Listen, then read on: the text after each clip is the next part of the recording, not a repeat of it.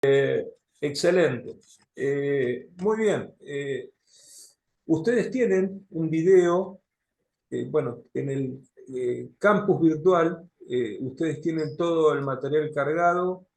Si llegan a tener cualquier inconveniente, después lo vamos viendo. Incluso se me había ocurrido, algo que hago generalmente es tener un grupito armar un grupito a veces de WhatsApp, pero lo podemos hacer en el mismo campus virtual, ustedes lo tienen. Y ahí cargar las preguntas o los inconvenientes que están teniendo. La cuestión es que es muy intenso lo que vamos a estar haciendo entre hoy y mañana. Sí, eh, y en base a eso, en base a la- al tiempo que vamos a tener y por el otro lado la carga de lectura que ustedes van a tener, es como que yo presupuse que como ustedes no van a leer con anticipación, eh, y por el otro lado, o sea, no tengo demasiadas expectativas de que esta noche se queden leyendo o durante el día para alguien que está en Inglaterra se queden leyendo, así que tienen pocas lecturas obligatorias. Hay una sola lectura obligatoria, la de hoy, que yo les estoy pidiendo, son pocas páginas, pero eh, es una lectura excelente del doctor José Miguel Bonino, el libro Rostros del Protestantismo. Creo que es página 35 a 54. Lo que yo puse no es mucha carga de lectura, pero es una lectura clave para poder entender esto que vamos a estar desarrollando. Eh, por ese lado, bueno, y hay una presentación, yo no me voy a detener en quién soy yo. Ustedes pueden verlo en un videito que grabé. Eh, y por el otro lado hay una presentación del seminario. Ustedes saben que el seminario está dividido en dos grandes bloques. Uno, el que vamos a hacer entre hoy y mañana, y otro, el que vamos a hacer el 13 y 14 de diciembre. ¿Qué es lo que sucede con esto? Eh, la primera parte, la parte que vamos a estar desarrollando entre hoy y mañana, tiene que ver más con la historia de las misiones, la historia del protestantismo, y sobre todo enfatizando, como ustedes van a ver, el eje eh, dentro del seminario. El seminario se llama Seminario de Articulación, Historia en la Sociedad, Teología, Testimonio en la Sociedad. Ese es el título formal. Pero en realidad lo que yo voy a tratar de ver es un eje analítico que tiene que ver con Iglesia, Misión, Imperio. Ese es el énfasis que yo voy a tratar de analizar. La relación que hay entre la Iglesia, la misión y el imperio, y específicamente en el siglo XIX, vamos a ver siglo XIX en el contexto británico y en el contexto sobre todo norteamericano, y por el otro lado, cómo esas mentalidades misioneras llegan a América Latina y tratar de ver esa articulación en cuanto a la teología, en cuanto a la identidad y en cuanto a la misión de la Iglesia. Y en la segunda parte del año, lo que vamos a estar así en diciembre, en el mes de diciembre, el análisis que voy a hacer va a tener que ver más con lo que ocurrió con ese mismo eje temático en relación con todo el tema. Cuando hablamos de misión, vamos a estar hablando del concepto de Missio Dei, y vamos a ir desde el concepto de Missio Dei hacia la relación que tuvo en la teología latinoamericana la conexión de Missio Dei con el concepto de reino de Dios. ¿En quién? En tres autores claves de la teología evangélica, como son René Padilla, como es el doctor Miguel Bonino y el doctor Emilio Castro. Son los tres autores que yo voy a abocar.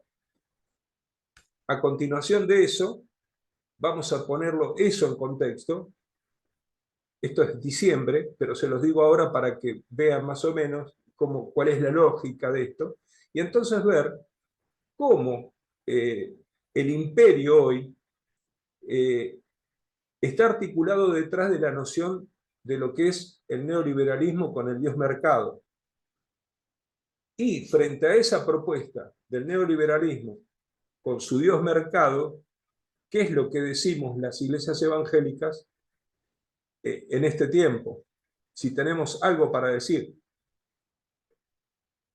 O, en todo caso, ver la diversificación que se ha producido dentro del campo religioso protestante y ver si tiene algún sentido volvernos a plantear alguna cuestión utópica, una nueva utopía, como vamos a ver que tuvo el protestantismo en el siglo XIX. Es decir, un nuevo planteo utópico en cuanto a trascender la sociedad neoliberal que deja mucha gente excluida. Y para finalizar, lo que yo voy a hacer es analizar esto tiene que ver con filosofía latinoamericana. En esto yo voy a seguir a un autor argentino, pero que bueno, está exiliado desde la década del 70 en México, es profesor en UNAM, se llama Horacio Cerruti Bulber.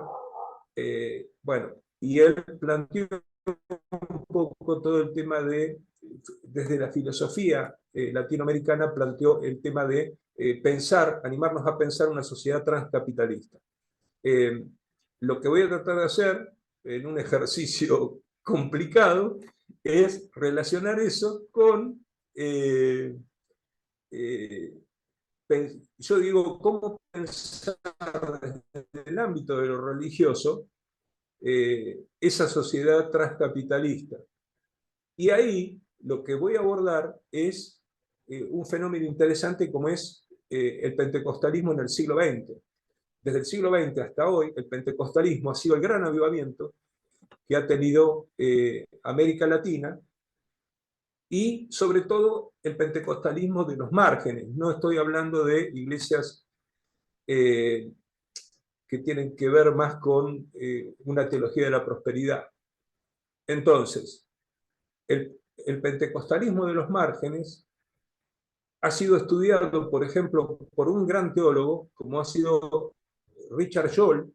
Richard Scholl es de tradición presbiteriana, es norteamericano, pero vivió desde el año 52 en América Latina. Él fue uno de los teólogos claves del movimiento de Iglesia y Sociedad en América Latina, de ISAL, en el Río de la Plata, y formador precisamente de los teólogos que nosotros vamos a ver, como Emilio Castro o Miguel Bonino, ¿no? Además de Rubén Alves, ¿no? Que es un poco el hijo teológico de él. Así que bueno, ese es más o menos el recorrido que yo les propongo hacer en el transcurso de esta materia. Es mucho lo que vamos a tener. Para esta primera parte, como les dije, no les voy a pedir muchas lecturas, un informe de lectura, creo que son 1 o 2 que tenemos, que les pido, que lo van a poder completar en el próximo, ¿sí? En los próximos meses hasta diciembre, y lean el plan de estudio, el programa de la materia, léanlo, tómense el trabajo de leerlo.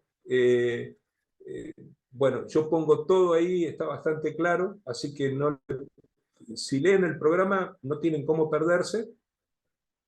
Y para la segunda parte del año sí les estoy pidiendo varias lecturas que son densas. Así que hoy y mañana el desgaste lo hago yo. En los próximos meses el desgaste lo van a hacer ustedes.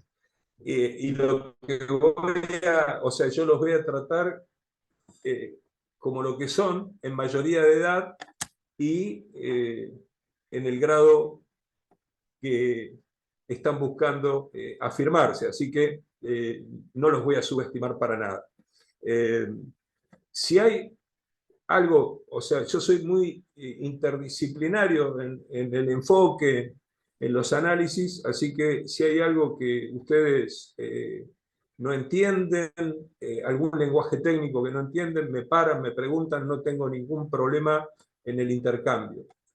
Sí hay tiempos que son de presentación y ahí presento y después preguntan y avanzamos. Así que hago el primer break acá. Si tienen alguna pregunta, algún interrogante, algo que compartir. ¿Se entiende más o menos? Bien, hay un videíto donde yo explico esto de manera más organizada quizás. Pero estoy conforme porque lo que acabo de decir me salió como esperaba que me saliera. Bien, avanzamos. Ahora sí, Ángel, vamos a ir a la primera presentación. La tenés en PowerPoint. Vos vas proyectando. Presentación 1 dice. Compartir la pantalla. Y ustedes me van a ir siguiendo con esa presentación.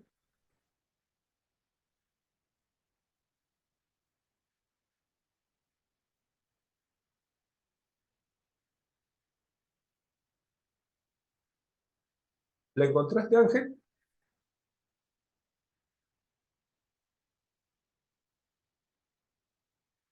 Estás con el micrófono muteado. Si no, intento compartirla yo, no Ya, tengo drama. ya está, ya, pero no la había abierto, por eso te decía que ahora sí la Ah, veo. bien. No, La no podés... tiene audio, ¿no? No, no, no, no, Perfecto. no. Yo voy a ir avanzando sobre esa. Eco. Yo voy avanzando. Si la podés ampliar,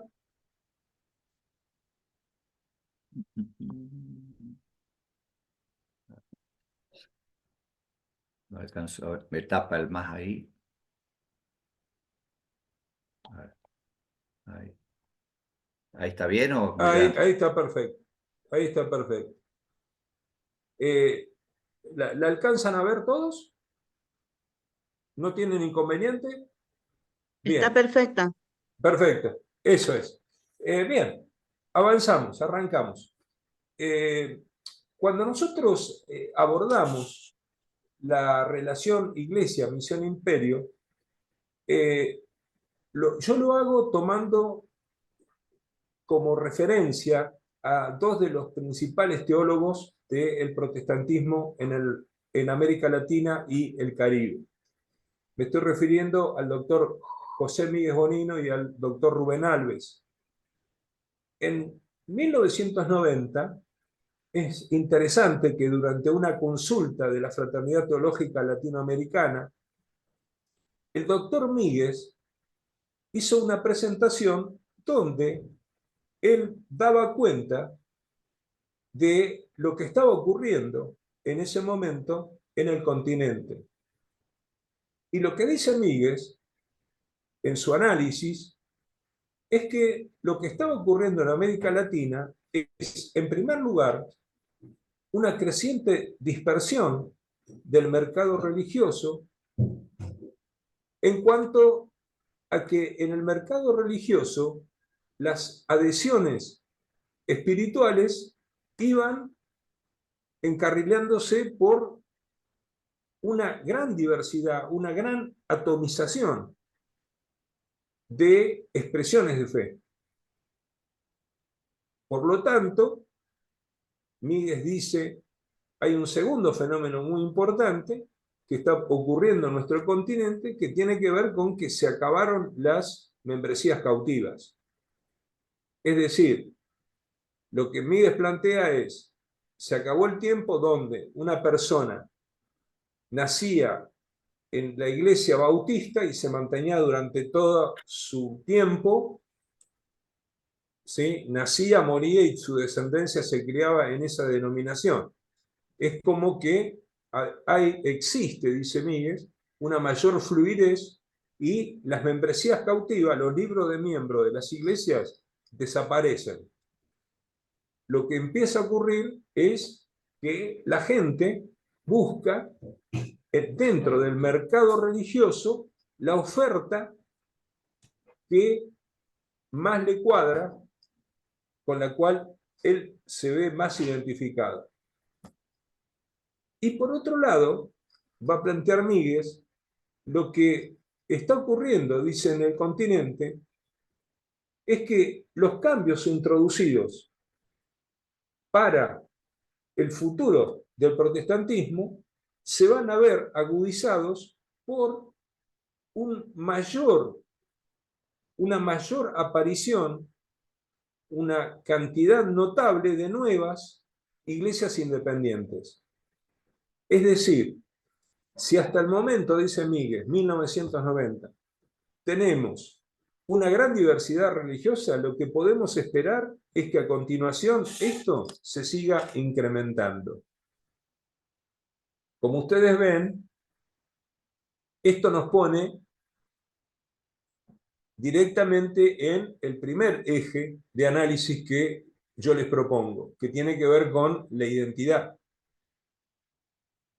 La identidad, lo que está diciendo Amíguez, en otros términos, está explotando en muchos pedacitos.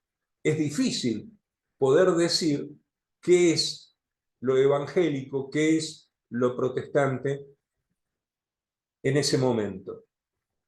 Y cuando él plantea esta cuestión, está planteando esto otro que me parece importante, que tiene que ver con, hay una gran diversidad también de expresiones en cuanto a la formulación, que son las teologías.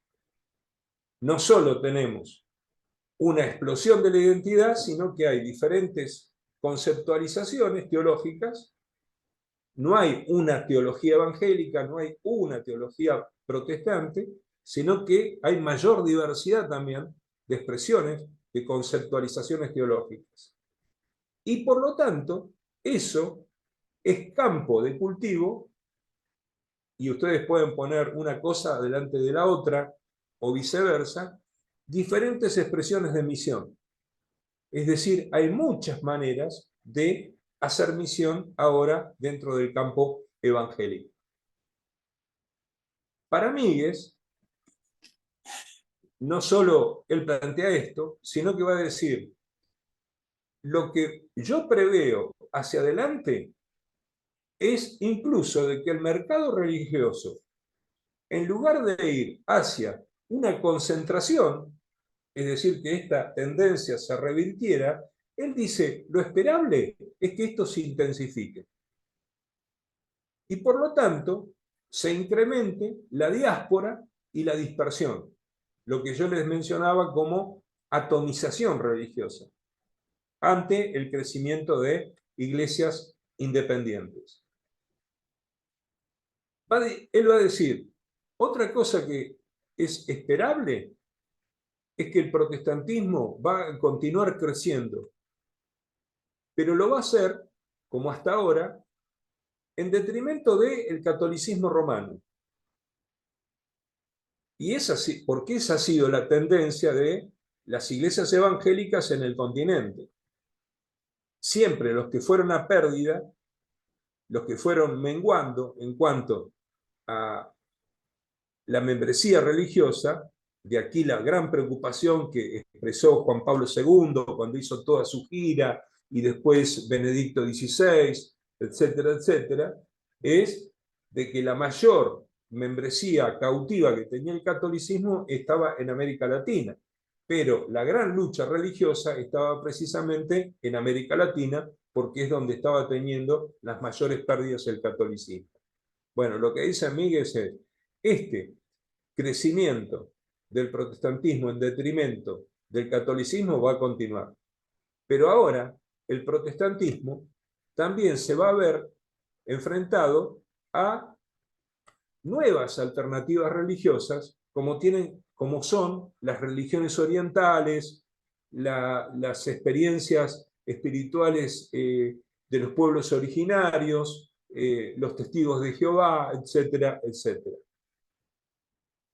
Y por último, lo que él va a plantear es la identidad protestante o evangélica se va a diversificar aún más en tantos tipos de protestantismo. Vieron que él habla en el año 95 de los rostros del protestantismo. Bueno, él acá ya se está formulando un poco eso que los rostros es del año 95. Nosotros estamos en la antesala del libro que él va a escribir a posteriori. Y entonces habla de que la identidad protestante se va a diversificar en mayor cantidad de tipos de protestantismo o de iglesias evangélicas que lo que nos van a llevar es a solo poder bosquejar algunos mapas desprolijos. Es decir, va a ser tal el caldo de cultivo de lo que va a pasar que va a ser difícil de poder comprender sociológicamente lo que está ocurriendo. Esa era la expectativa que tenía Míguez, año 90, en el Congreso de la Fraternidad, ¿no? Y esa era la preocupación que tenían. Cuando dije el Congreso de la Fraternidad Teológica, ahí participó lo más granado del protestantismo evangélico, ¿sí? De América Latina. Estaba Samuel Escobar, Valdir Sternagel, René Padilla, en fin, Gutiérrez, estaban todos los grandes líderes y teólogos, Robinson Cavalcanti, en fin, y están preocupados por esto. A continuación, avanzamos una más, Ángel. Entonces va a decir él, lo que es necesario hacer es emprender una búsqueda de cierta coherencia teológica y misionológica. ¿Cómo podemos? Es la pregunta que él se hace. ¿Cómo podemos alcanzar cierta coherencia teológica y cierta coherencia en cuanto a la misión que realizamos? Y entonces va a decir, la pregunta clave que nos tenemos que hacer es en qué consiste la identidad protestante. ¿De qué estamos hablando cuando hablamos de identidad protestante? Y entonces, la respuesta que Míguez va a dar a esto, un intento de respuesta a esto, va a ser que él va a decir, en el protestantismo ha existido siempre un principio formal. El principio formal de la teología protestante desde el siglo XVI en adelante ha sido la sola fide, la sola escritura y el solo Cristo, junto con la doctrina de la justificación por gracia por medio de la fe. Ese ha sido, si se quiere, el núcleo teológico, y estos ejes teológicos son los que han servido al protestantismo en América Latina para darle identidad, para dar un testimonio claro a la sociedad y también para entrar en controversia con su principal opositor, que era el catolicismo. Por el otro lado, Míguez lo que trae a referencia en este análisis va a decir, el protestantismo lo que ha tenido para darle forma a esto es que el protestantismo ha tenido un principio que ha sido un principio normativo. Y entonces él echa mano a el teólogo que formuló esto, que es Paul Tillich. Tillich habla del principio protestante. Y ahí ustedes tienen un poco la definición de lo que es el principio protestante. Va a decir Paul Tillich, retomado por Míguez y retomado por Rubén Alves. El protestantismo tiene un principio que va más allá de todas sus realizaciones. Y que ese principio no es ni más ni menos que la fuente crítica y dinámica de todo lo que el protestantismo hace. El principio protestante deriva de la protesta contra el catolicismo. Piensen en el siglo XVI, piensen en Lutero, piensan, ¿sí?, en las 95 tesis. Pero ¿qué es lo que contiene el principio protestante? Contiene la protesta, no de los protestantes, sino la misma protesta de Dios. Pero es una protesta, la protesta divina, pero también la protesta humana, porque los protestantes encarnan eso, contra toda pretensión absoluta hecha por una realidad relativa. Les traduzco esto. Lo que está diciendo es, cuidado con que el dogma, la tradición de la Iglesia, toda dogmática, todo credo, es toda una elaboración humana. Esa elaboración dogmática, dictada por el magisterio docente de la Iglesia, no puede arrogarse el carácter absoluto. El único absoluto es Dios. Entonces, no hay ninguna institución humana que pueda arrogarse, que pueda tomarse el derecho de decir qué es lo que hay que creer o no creer. ¿Ok? Eso sería un poco, ¿sí?, el gran principio protestante del cual somos portadores dentro de la tradición. Avanzamos, Ángel, otra más. Vamos a la siguiente.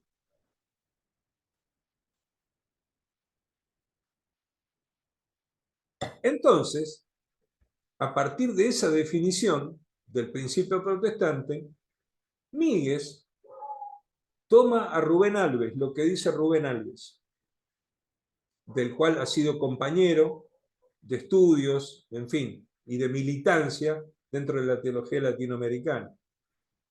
Y entonces, lo que va a hacer es tomar de Alves la interpretación que hace Alves de cómo el principio protestante se fue aplicado a América Latina y el Caribe. ¿Qué es lo que dice Alves? El principio protestante funcionó en América Latina y en el Caribe como un principio utópico. Subrayen esto.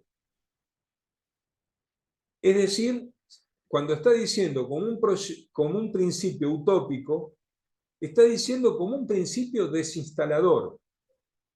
Es decir, el protestantismo vino a cuestionar 300 años del pensamiento católico, hispano-católico, colonial, precisamente que le daba sentido a esa sociedad cerrada que había sido la cristiandad colonial, el modelo de cristiandad colonial.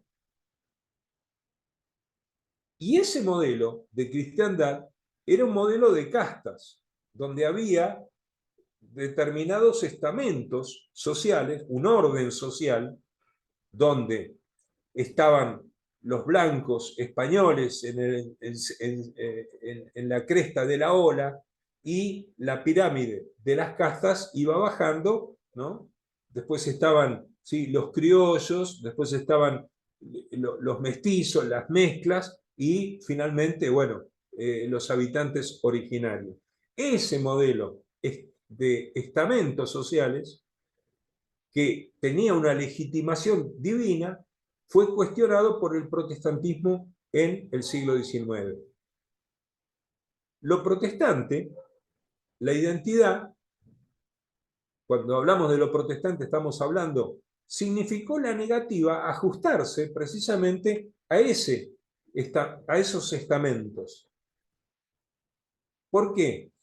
Porque el protestantismo venía a cuestionar todo statu quo, esa sociedad de cristiandad. Y de acuerdo a Rubén Alves, el protestantismo significaba hacerse protestante. Una persona se hacía protestante en el siglo XIX, cuando comienza la misión, significaba meterlo en una rebelión iconoclasta que negaba la obediencia a cualquier orden establecido. ¿Por qué? me tengo que sujetar a ese orden, ¿sí?, como algo querido por Dios. Y bueno, ¿qué era lo que le contestaba un católico? Le contestaba, y bueno, porque la Iglesia dice. ¿Y quién es la Iglesia? Si es una autoridad humana. Por eso la lucha contra toda la romanización del catolicismo en el siglo XIX y la lucha contra el papado. Frente a este telón de fondo, la función utópica que cumplía al hacerse evangélico quedó canalizada en el siglo XIX en el proyecto histórico del liberalismo. El liberalismo en el siglo XIX era un proyecto, va a decir Alves, un proyecto liberal modernizador.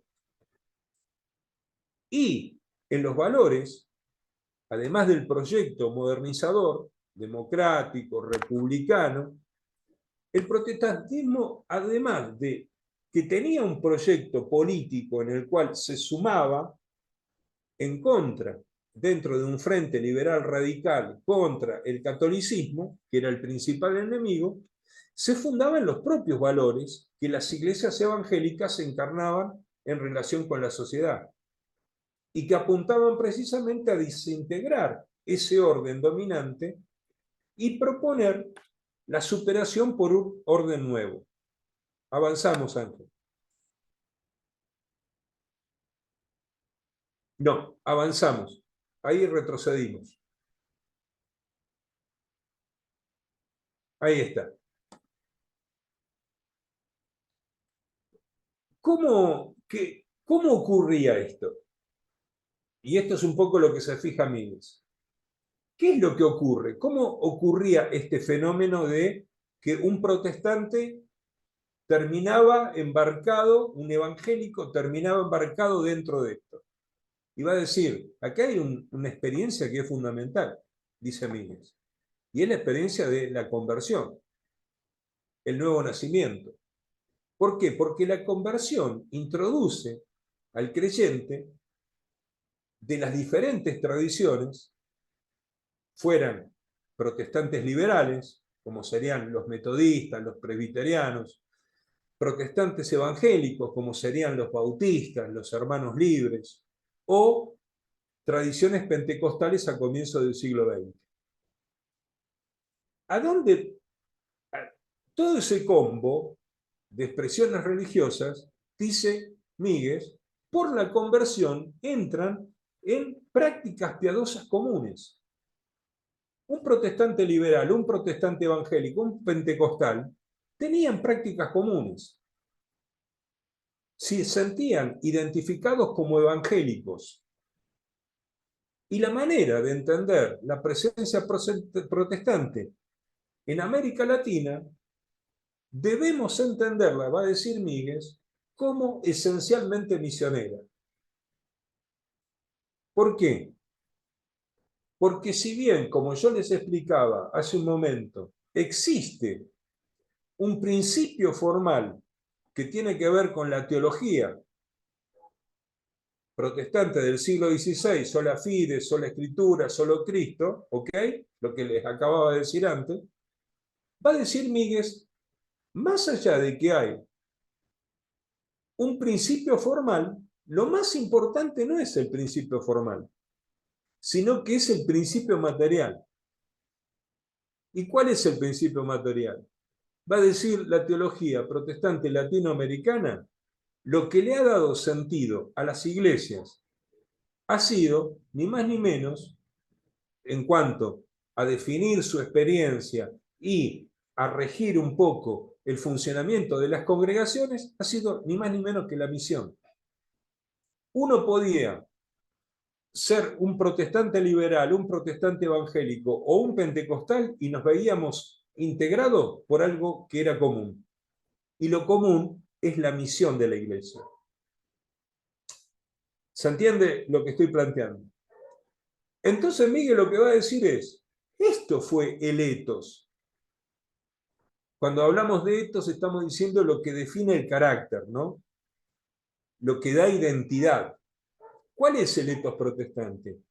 El etos que va a definir, lo que va a definir el carácter protestante en cuanto al discurso, al culto, a la vida misma de una comunidad de fe protestante, va a ser la misión como principio de identidad. Avanzamos una más. No, ahí retrocedimos.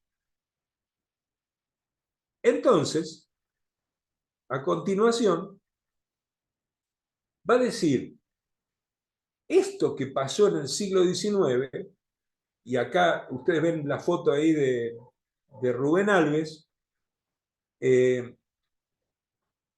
Alves es muy incisivo cuando hace la crítica de lo que pasó con ese principio protestante. Porque va a decir, el protestantismo, a partir de la década del 50 para acá, en algunos momentos da a entender de que esto ocurrió antes, va a pasar de un rol utópico a un protestantismo. O sea, cuando él habla de un protestantismo utópico, un protestantismo que está ligado al principio protestante, que es desinstalador, que es crítico, él lo está reivindicando. Pero cuando él plantea de que pasa a ser un protestantismo de la sana doctrina, es cuando va a dar una clave de lectura para lo que está pasando con las iglesias evangélicas hoy. Entonces va a decir, el protestantismo, si bien tuvo un rol utópico en cuanto a la absolutización que significaba la legitimación que daba el catolicismo como ideología teológica a la sociedad colonial y la república conservadora durante el siglo XIX, el protestantismo, que en el siglo XIX cuestionó esa sociedad porque traía la modernización, la democracia, el republicanismo, las leyes laicas, ese protestantismo ha desaparecido. Y ha ido dando paso a un protestantismo de la sana o la recta doctrina. Y va a decir, lo que ha ocurrido es que este protestantismo de la recta doctrina lo que ha hecho es caer en una nueva absolutización, girando de un progresismo modernizador hacia un conservadurismo autoritario, legalista, y que apoya las tendencias neoliberales en el siglo XX.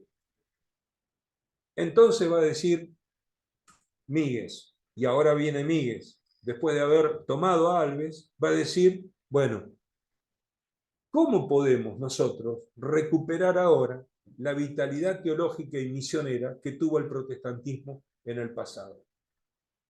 Y entonces va a decir, en primer lugar, tenemos que preguntarnos sobre el propio rol ambiguo que han tenido las misiones protestantes en cuanto a el espíritu colonial.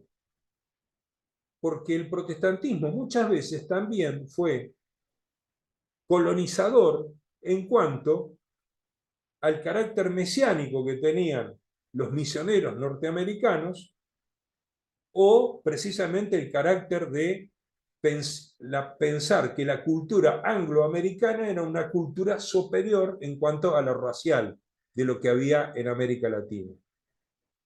Y por el otro lado, va a decir, debemos dejar cuestionarnos por el mismo principio protestante, para no caer en una absolutización, y recapturar un nuevo proyecto histórico. Y esto es lo que yo digo. Acá no lo dice Míguez. Pero, o sea, en lo que yo coincido con Míguez, en este punto, es cómo podemos formular un nuevo proyecto histórico. Pensando, siendo capaces de pensar una sociedad que vaya más allá del neoliberalismo y hacerlo desde una nueva misión integral para esta sociedad. Tomando, redefiniendo cuáles son los nuevos sujetos sociales que nos permitan a nosotros construir esa misión integral desde los márgenes simbólicos y materiales de América Latina y el Caribe. Avanzamos una más. avanzamos. Otra más. ¿Queda otra o no? Hasta ahí. No, no me da opción de otra. No da opción de otra, listo. Está bien. Las preguntas quedaron en el otro. Bien, hasta ahí muy excelente. Bien, hasta acá la presentación. Bueno, abro el juego por las dudas de que preguntas aclaratorias que ustedes tengan o disensos que ya quieran manifestar.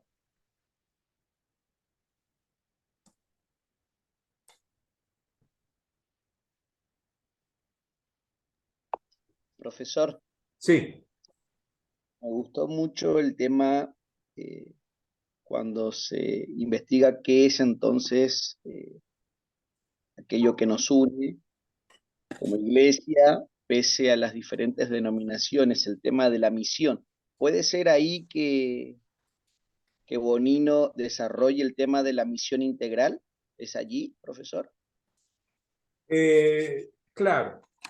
Es ahí donde en realidad Miguel habla, por eso es que vamos a estudiar en la segunda parte del año, en diciembre, lo que ustedes van a tener en las lecturas, va a haber tres interpretaciones diferentes, pero, o sea, todos van a partir, tanto Miguel como Castro como Bonino, van a partir de, ustedes van a tener en el libro que yo les envié en Rostros, hay un capítulo, el capítulo 6, donde él habla de la misión desde un punto de partida trinitario, pensar la misión desde un concepto trinitario.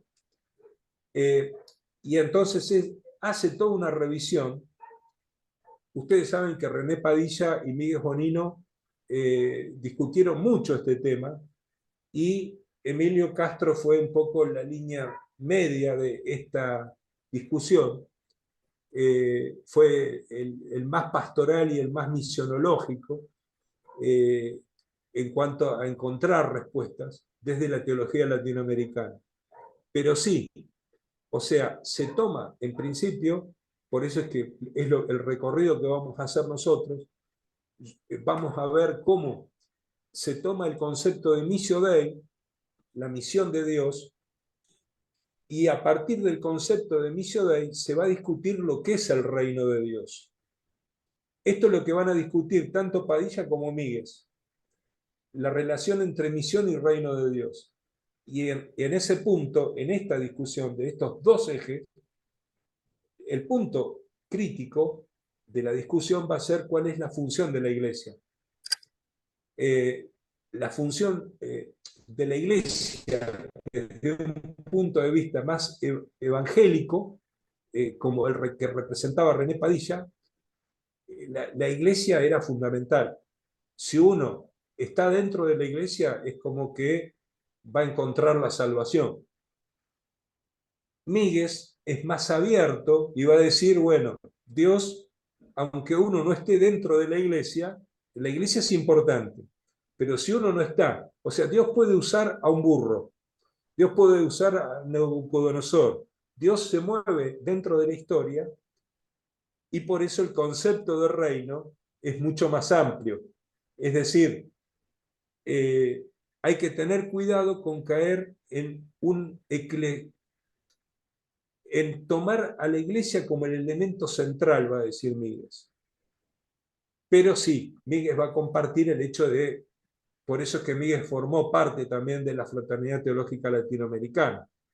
Y por eso es que él estaba en esa conferencia precisamente como uno de los principales expositores, porque la respuesta surge desde la misión integral. Es decir, una misión integral que incluya lo que han sido los dos bastiones, ¿no?, de la teología evangélica de la misión, que era, por un lado, una teología que tiene que ver con la salvación personal, pero que está ligada a el buscar, o sea, no desvinculada de la acción social del cristiano. Evangelización y acción social es como que deben ser parte de esa misión integral. que era un poco la discusión de la década del 70 para acá. Pero sí, o sea, está dentro de ese marco, sí, lo que plantea Miguel es desde ahí. Gracias, profe. También tuve la oportunidad de leer a Carlos Van Eggen en cuanto a este tema de misiones y ¿Cómo? recuerdo Carlos Van Eggen, el tema de Sí, las correcto. misiones, y recuerdo que él hablaba en el Antiguo Testamento de una función centrípeta, en el Nuevo Testamento una función centrífuga, y cómo es tan importante encontrar este equilibrio que usted decía, que por la edad medieval se creía que, bueno, solamente Dios operaba dentro de cuatro paredes, salvaba, y la presencia estaba contenida en un tiempo y espacio. Pero me gustó bastante comprender ese equilibrio saludable, podríamos decir, no solamente una salvación individual, sino también una manifestación y una transformación social. Ujú. Correcto. Sí, sí, sí. Por ejemplo, una de las cosas que ustedes van a leer en el teórico tiene que ver con eso, ¿no? Eh, es decir, yo todo lo que acabo de decir está explicado con más detalle en el teórico que ustedes tienen. Ustedes no tienen que perder tiempo en tomar nota, o sea, simplemente escuchar para estar atento e ir tomando nota de, o cuando cuando ustedes vean que yo estoy hablando sin mirar el papel, ahí es porque estoy teniendo un acto de iluminación. Entonces, ahí tomen nota, porque está fuera del libreto. Pero en general, ustedes no pierden tiempo, está todo escrito el teórico y es lo que yo expongo en la clase, con un poco más de naturalidad, lógicamente. Y después, en la lectura, ustedes tienen la profundización de los conceptos, ¿no? Eso es más o menos para que me sigan. Sergio, adelante. Sí, ¿qué tal? Buenas tardes. Sí, más allá de que recién nos habilitaron hace un momento la plataforma, no tuvimos acceso a lecturas previas y demás.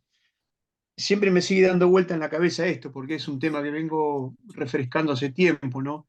Estamos hablando de teorías que tienen cerca de 40 años. Eh, hay cuestiones actualizadas en cuanto a respuestas a todo esto que estamos viendo, a esos, a esos nuevos proyectos históricos, las nuevas misiones, etcétera, o queda simplemente dentro del marco conceptual histórico. Bueno, no. Eh, a ver, eh, ¿cuál ha sido mi preocupación? Eh, Sergio y todos ustedes. Cuando yo le propuse a Usel, a Daniela, a Fabián, eh, lo hice con esta preocupación. Yo participé en el 90 y participé en el 95, o sea, yo era estudiante en esa época, era mi profesor, don José, y bueno, yo colaboraba en la parte de historia, que era lo mío. Y desde el año 92 que nosotros fundamos dentro de la Fraternidad Teológica, la Comisión de Historia de la Iglesia, dentro de la Fraternidad Teológica. ¿Y cuál ha sido cuál es el rollo que yo tengo? Es que mi vocación siempre fue más para el lado, y mi formación siempre fue más para el lado de la historia. Mi producción es toda historiográfica, no ha sido teológica. Y lo que ustedes ven en el libro de los rostros, y yo les digo, conmigo estudiaron 31 compañeros más, éramos 32, de mi generación, en el seminario en ICEDER. Y así cada año. En el año 95, Míguez, si ustedes ven, y se toman el trabajo, yo me tomé el trabajo, él plantea aproximadamente 30 preguntas, año 95. ¿Sí? Lean solamente el capítulo 5 y 6 cuando tengan tiempo y tomen nota de todas las preguntas que él plantea. El Rostros es una conferencia, es una cátedra Carnahan que se hace, ¿no? Es el resultado de esa cátedra. Desde ese momento hasta el día de hoy, esas preguntas quedaron sin respuesta. Es decir, que teológicamente hemos repetido análisis que no tienen que ver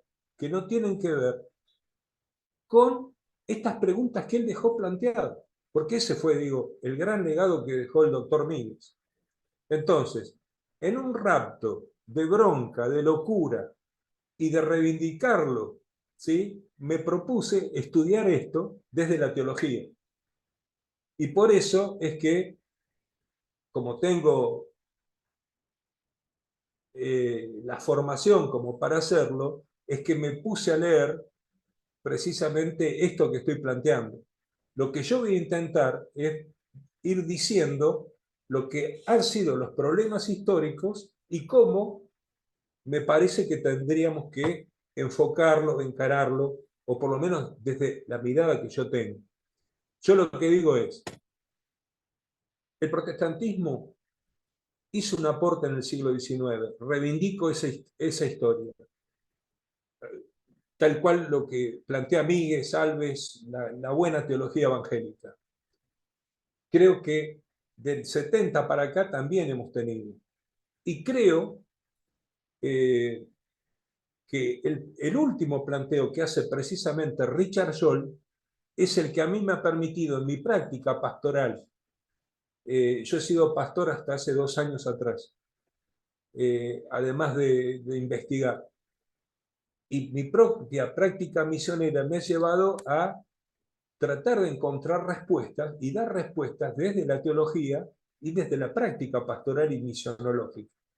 Entonces lo que digo es, me parece que hay algunos aportes, como el de Richard Scholl, o por ejemplo, hay un libro escrito por 3 teólogos, que se llama, está en castellano, salió en inglés primero, pero después lo tradujo la Aurora, que se llama Más allá del espíritu imperial. Es un buen aporte, la primera parte y la segunda de eso, la tercera parte la escribe otro teólogo y economista, y esa parte no me gustó tanto, pero sí está todo el tema Más allá del espíritu imperial. Es un libro excelente y yo diría es uno de los pocos libros que ha planteado esto que estoy planteando. Es decir, bueno, y aparte, bueno, esto, yo me puse a leer a Gulber, a Ceruti, ¿no? Con esto de la sociedad transcapitalista y tratar de articularlo precisamente a esto que digo. Hay que plantear un nuevo proyecto, ¿sí?, social, o sea, que no lo plantea la Iglesia, lo planteamos junto con otros en la sociedad, creyentes y no creyentes, pero hay que construir un proyecto social que vaya más allá de la sociedad neoliberal, ¿sí?, con su Dios mercado. Hay que tener una buena crítica porque el avance del discurso de la derecha a nivel mundial es impresionante. Entonces, bueno, hay que poder encontrar respuestas, ¿no?, a ese discurso. Hay que poder dar la batalla cultural en cuanto a eso. Pero por el otro lado, creo que sí está lo específico de que hay que, en la medida en que uno tiene claro cuál es ese nuevo proyecto sociopolítico, cultural, uno tiene que poder definir la misión de la Iglesia, ¿no? ¿Qué es evangelización hoy? ¿Qué es discipular hoy? ¿Qué es, ¿sí?, hacer en construcción en un frente, ¿sí?, con otros, trabajo social desde la perspectiva de la misión integral? Es decir, articulado. ¿Y cuál es nuestro sujeto preferencial? O sea, yo lo dije así muy, no sé si se entendió, pero ahora lo explicito. Bueno, yo soy muy transparente, o sea, yo me tiro y soy uno de ustedes y discutamos, polemicemos, no tengo drama. Pero lo que yo digo es, ¿cuál es nuestro sujeto social? ¿No? Y me parece que estaba muy claro cuál ha sido y para mí, digo, el sujeto social de Jesús fue ubicarse no como categoría sociológica, pero Jesús se ubica en los márgenes de la sociedad. Y desde los márgenes de la sociedad es que le habla a los diferentes interlocutores. Es decir, Jesús se ubica en los márgenes y va a hablar con los fariseos, va a hablar con el poder, va a hablar, ¿sí? Pero se ubica con las samaritanas, ¿sí? La pastoral era una pastoral samaritana, si se quiere, la de Jesús. Es decir, y ubicada, identificada claramente. A mí no me gusta decir, bueno, el sujeto social son los pobres. Por eso es que digo, el sujeto social mío de la iglesia está en los márgenes. Y en los márgenes están personas que pueden ser pobres, como pueden ser personas que están siendo, o sea, todos aquellos que están siendo marginados, ¿no?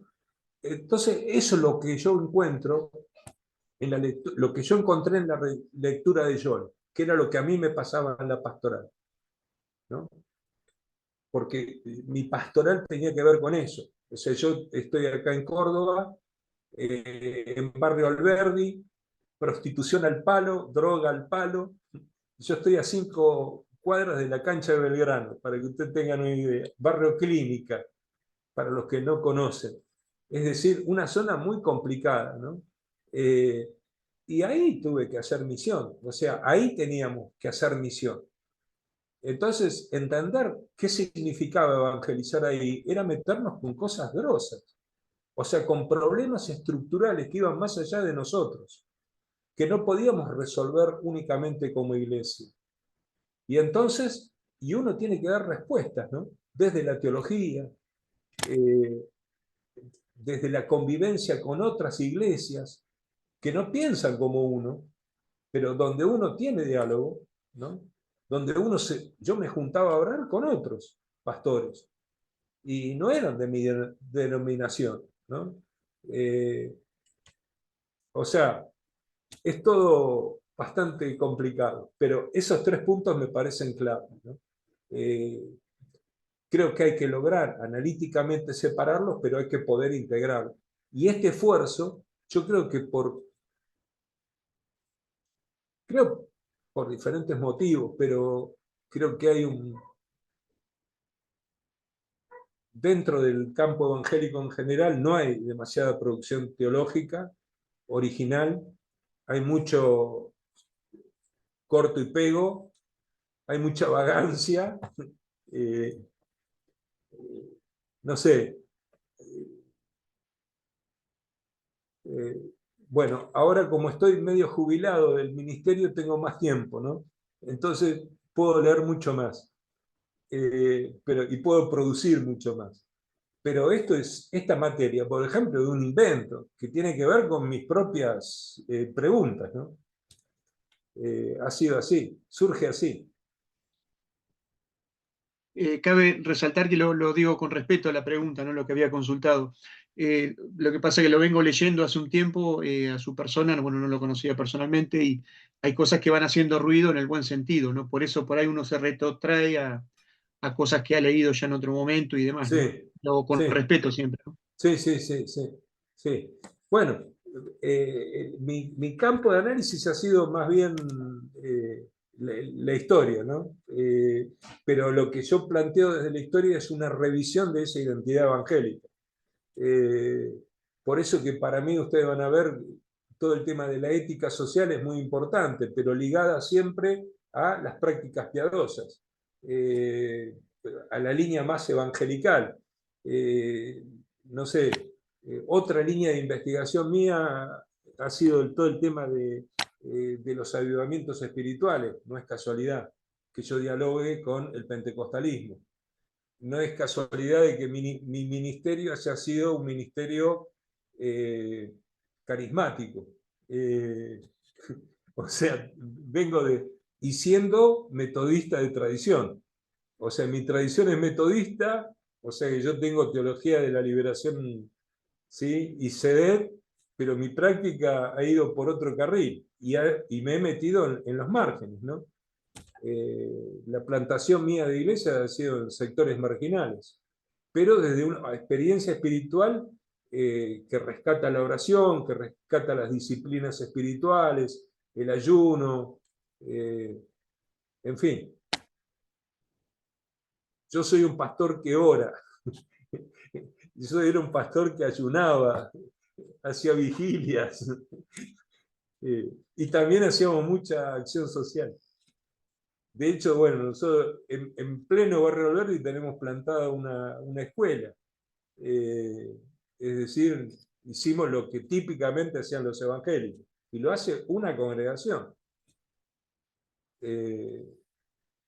con 3 niveles, primaria, inicial, primaria y secundaria, o sea, 700 pibes todos los días. Pero bueno, la iglesia también con un comedor comunitario, en fin, todo un rollo social, ¿no? Sí. Bueno, en medio, esto es un poco así.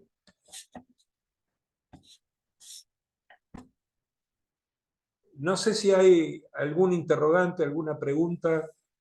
Hay una compañera que no se anima ahí, que quiere hablar. Yo estoy haciendo Alicia. señales de humo, profesor, estoy así, así, todo. bueno. Aleluya. Bien, muy interesante lo que usted plantea de las preguntas que surgen. Me imagino la época y no sé si eso se estaría gestando, porque en todo momento se está gestando una mariposa, ¿no? El tema es que en relación a los avivamientos, como nosotros estamos reconociendo acá en el material, hemos estado revisando dentro de otra materia los contenidos en relación a los avivamientos y me surgían algunas preguntas dentro de esas que obviamente son más preguntas que interpelan, o a mí me han interpelado en ese momento, y es si, por ejemplo, la articulación con derechos humanos no es, nosotros decimos que es una consecuencia de los avivamientos, o los avivamientos hoy son una consecuencia de la militancia en derechos humanos. Por ejemplo, marchar, defender, por ejemplo, los derechos de las personas que han sido víctimas del genocidio en Argentina, el último genocidio. Mi pregunta era, ¿no son esos parte del avivamiento también? Pero también veo que todavía, y bueno, lo dije en algún momento, nosotros seguimos replicando hasta en las misiones todas estas maneras de hacer misión. Y cuando vamos a militar, y hasta me da vergüenza decir ahora, porque tengo otra comprensión de lo que serían los márgenes, y esto recién lo conversaba con mi hija, sino también es una palabra que ha sido trasladada del continente europeo para acá. Porque nosotros, ¿qué entendemos por margen? Es lo que está alrededor de esto que está en el centro, que es lo aceptado. Entonces, todo lo que está en el margen es lo que está a la orilla. Entonces, ¿hasta qué punto nosotros cuando hacemos referencia a los márgenes también estamos excluyendo?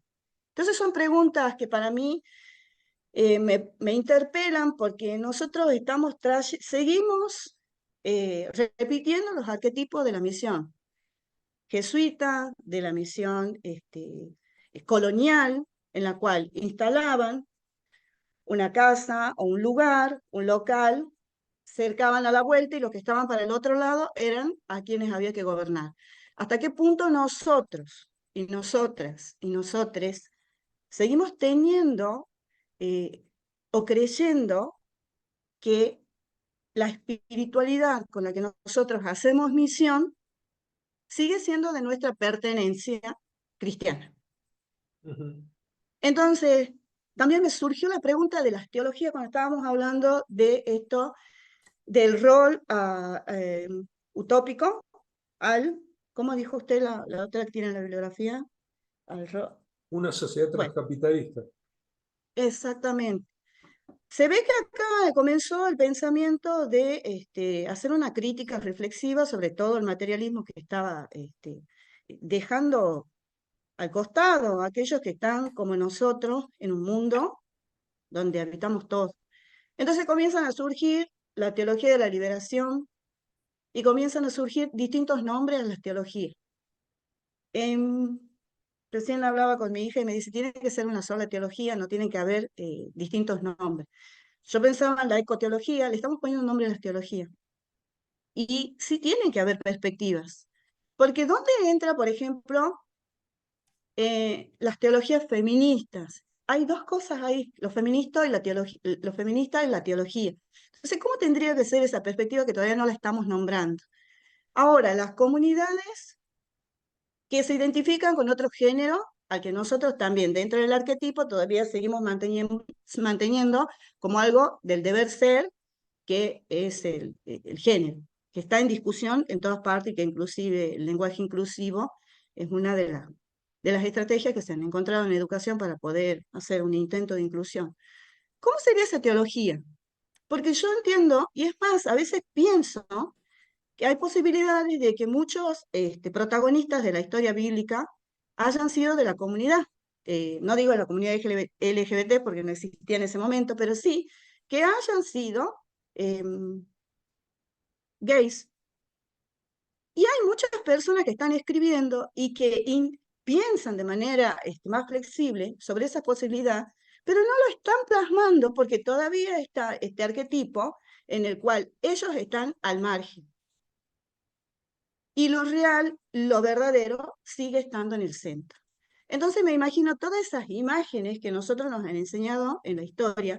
Si nosotros vamos a ver los libros de quinto año, sexto año de historia, y si vamos a algunos que tenemos carrera en ciencias sociales y vemos las imágenes que hay, siempre vemos cómo se han fundado los pueblos. Una muralla alrededor, en los primeros, la casa verdadera de los que eran o blancos, los que estaban autorizados. ¿No seguimos haciendo eso? ¿Aun cuando? Y recién lo pensé porque cuando usted dijo los márgenes y el margen, inmediatamente pensé hasta qué punto yo también, cuando hablo de los márgenes, también estoy pensando en que son distintos. Entonces, hay un pensamiento que está circulando que yo no sabía y que lo había planteado el otro día, que se llama la circularidad de la correspondencia de las desigualdades. Soy tan culpable de lo que está pasando si no hago algo. Entonces, volver a nombrar una palabra como márgenes y nosotros encima hemos camuflado, ahora lo voy a cambiar, no lo voy a volver a nombrar, estoy nombrando territorio. Y es una palabra que viene ¿de dónde? Del colonialismo. Entonces, porque esos son los territorios de los salvajes. Seguimos replicando, inclusive cuando nosotros pensamos que estamos muy evolucionados en el pensamiento flexible en cuanto al sujeto, como usted dice, que vamos porque en educación llamamos el sujeto de la educación, a que sería el sujeto de la teología, ¿no estamos nosotros también siendo parte responsable de esa discriminación? Por eso lo estamos nombrando encima de que son márgenes porque son marginados. Creo que nosotros deberíamos de descolonizarnos también en estos arquetipos y pensar que el templo, edificio con paredes, es un arquetipo de un colonizador, porque es así donde nos han presentado a nosotros a Jesucristo. Y Juan Wesley, los que no son metodistas, bueno, les comento de Juan Wesley, usaba esas paredes, ese techo y ese lugar para ir cuando hacía frío. Después comenzaron a reunirse ahí.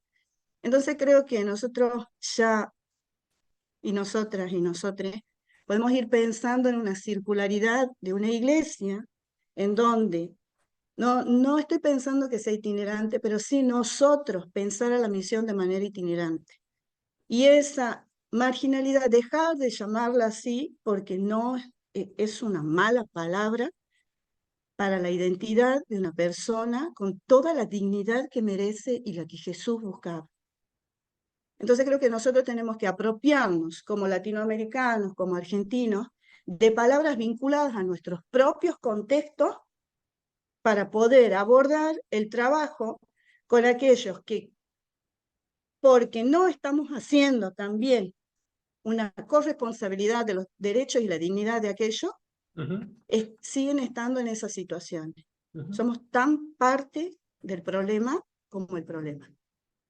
Bueno, Sí, sí. eso, profe, quería comentar cuando escuché de la teología.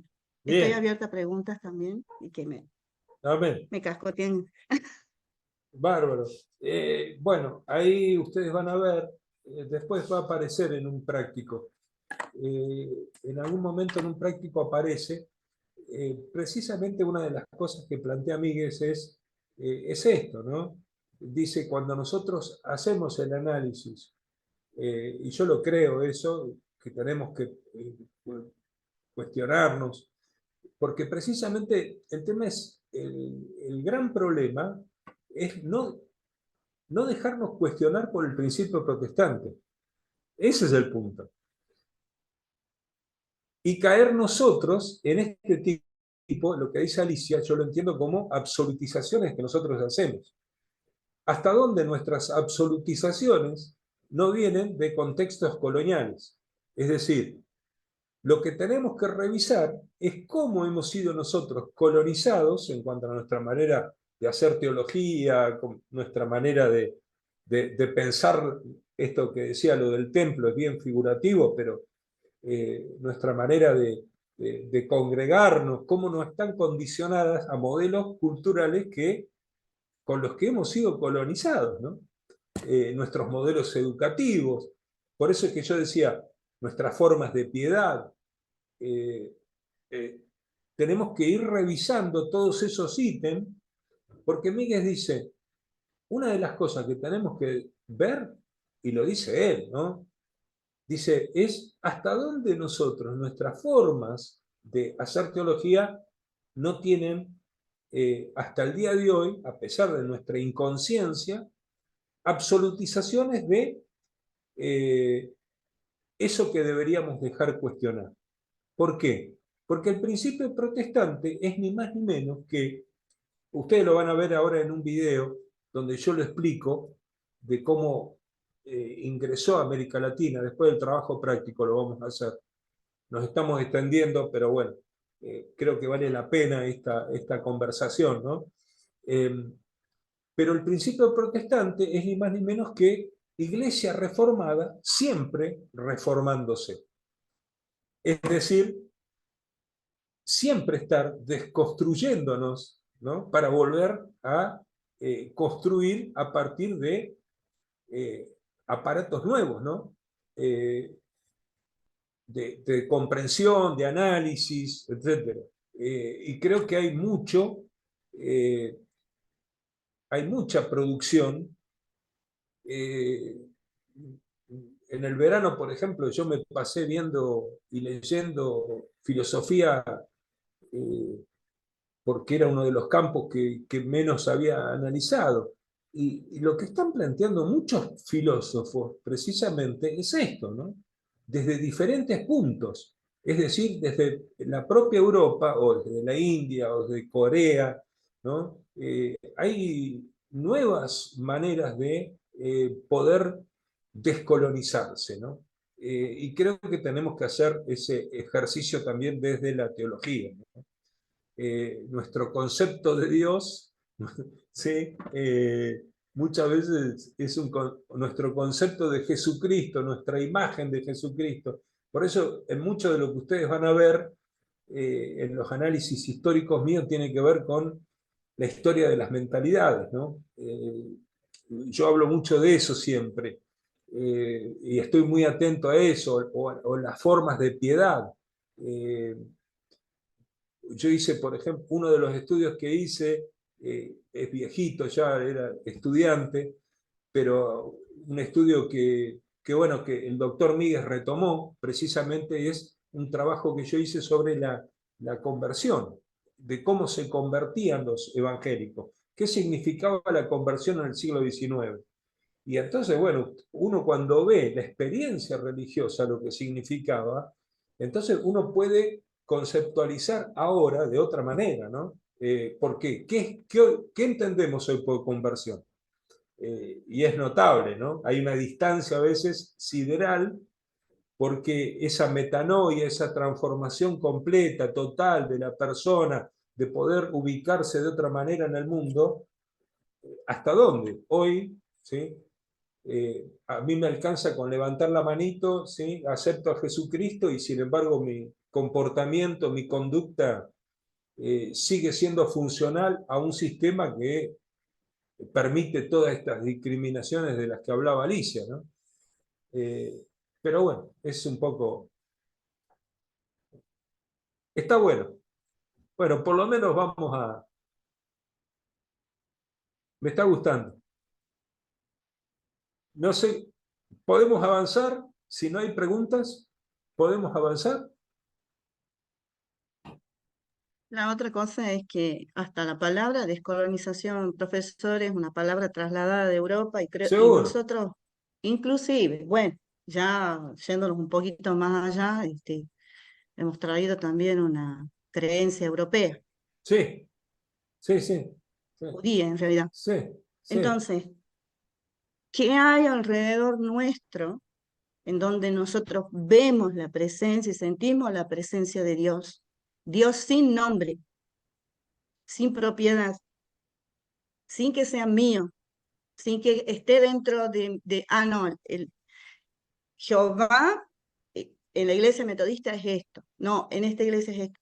Hemos sectorizado tanto, por Sí, eso sí. creo que han predominado más la domesticación en nuestras cabezas y hasta Sí. qué punto no podemos reconocer en algunas prácticas ancestrales que nos rodean Ujú. la presencia de Dios y pensar en la mixtura que implica reconocernos con una identidad de ser hijos o seres amados de algo que trasciende a cualquier pared o a cualquier teoría o a cualquier escrito. Ujú. Nosotros tenemos que invitarnos a pensar cómo la humanidad no tenía tantos problemas cuando tenían prácticas ancestrales. Siempre que trabajamos el tema del bullying o el tema de los brotes psicóticos o problemas psiquiátricos, decimos, hay algunos aborígenes, y eso lo vimos con el profesor Fabián, de que hay una frase cuando dicen que el niño cuando no encuentra el calor en la comunidad, cuando crece, prende fuego a la aldea, ¿verdad? Hay tantas enseñanzas y tantas prácticas ancestrales tan Ujú. sabias, tan amorosas y tan de respeto y a la dignidad del otro, que nosotros no las tomamos o no las queremos ver porque encima nos creemos con la llave de San Pedro, como se dice, que en estos márgenes, nosotros acá adentro creemos quiénes pueden ingresar y quiénes no a Sí, sí. recibir eso que nosotros tenemos. Entonces, hay una incoherencia total en lo que nosotros hemos aprendido y en lo que a veces practicamos. Y que yo creo, ahora como les digo, no vuelvo a nombrar más la palabra territorio, porque si no me voy a sentir Sarmiento, y tampoco márgenes, porque tampoco los quiero como orilleros a mis hermanos, hermanas y a la humanidad. Entonces, son cosas que nos tenemos que invitar a desaprender. Ujú. Y no quiero ofender a nadie porque cada uno tiene su postura Seguro, y por eso somos tan Mm. diversos, pero seguro. creo que hay una Sí, no invitación a sé, poder ver a la humanidad digna. quizás, Raúl, quizás esto de, bueno, también me sonó que podríamos cambiar ahí transcapitalista, ¿por qué referenciarnos ahí? Eh, y quizás territorio, yo no sé, porque mi experiencia con pueblos es, prefieren decir territorio porque implica la cultura, el camino, el traum, dónde se hace esto, dónde se hace una ceremonia. No sé, no me quizás por eso a veces no, depende de quién lo lee. Las palabras a veces tienen que ver con quién las dice también. Eh, Sí, Sí, por eso, ¿no? Que eres mejor que tierra, es mejor que terreno, es mejor que, digamos, es un concepto antropológico, social también, o nacional, el territorio de la nación. Entonces, la nación mapuche tiene su territorio también. Es eso lo que está el trasfondo. Porque no, es una disputa también. seguro, Depende de cómo lo digas. seguro. Digamos. Sí, Mm. sí. está buenísimo. Bien, vamos, miren, quiero que trabajen 25 minutos en grupos. Vamos, Ángel nos va a dividir, vamos a ir a un trabajo práctico. En ese trabajo práctico, ustedes lean, vamos a hacer, son 7, vamos a hacer 2 grupos, uno de 4 y otro de 3. A Alicia la vamos a poner en el grupo de 3 porque habla bastante. Eh, Así que en el grupo de 3 va Alicia, ¿sí? Y la vamos a poner de secretaria, cosa de que también tome nota. Y después el resto, Ángel, hace como quieras. ¿Vos los dividís? Me gustaría, ya que pusiste a Alicia, que elija 2 que quiera estar con ella y después dejo a los otros, entonces. Listo. Va Raúl, que le salió al cruce, y lo ponemos a Daniel Bien, Calatrón. listo, Y los otros 4 por el otro lado. perfecto.